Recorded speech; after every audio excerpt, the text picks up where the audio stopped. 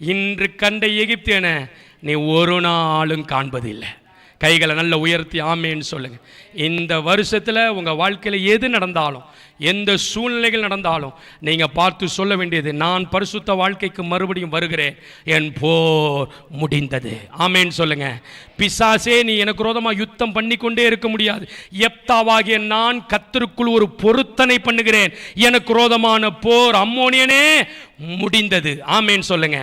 மூன்றாவது, கர்த்தர் என்னை பழக்குவிக்கிற ஒரு போர் இருக்கிறது.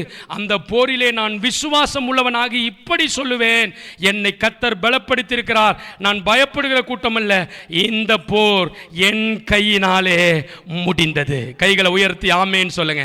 ஆக மொத்தத்தில் எது வந்தாலும் நீங்க சொல்லணும், என் போர் முடிந்தது. பிசாசு எதையாவது காட்டுவான், அந்த வருஷத்தில் எதையாவது உங்களை பயமுறுத்த பார்ப்பான்.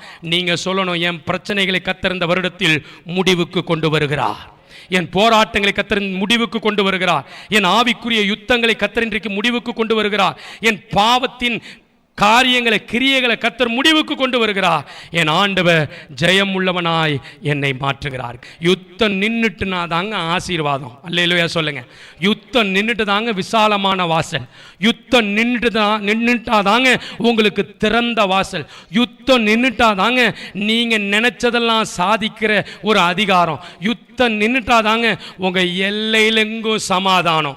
யுத்தம் நின்றுட்டா தாங்க உங்கள் எல்லையிலெல்லாம் இந்த வருடத்தில் ஒரு பெரிய ஆளுகையை தந்து கர்த்தர் நடத்த போகிறார். ஏசாயா தீர்க்கதரிசன புத்தகம் 40வது அதிகாரம் 1-2 வசனங்கள் வாசிங்க பார்ப்போம்.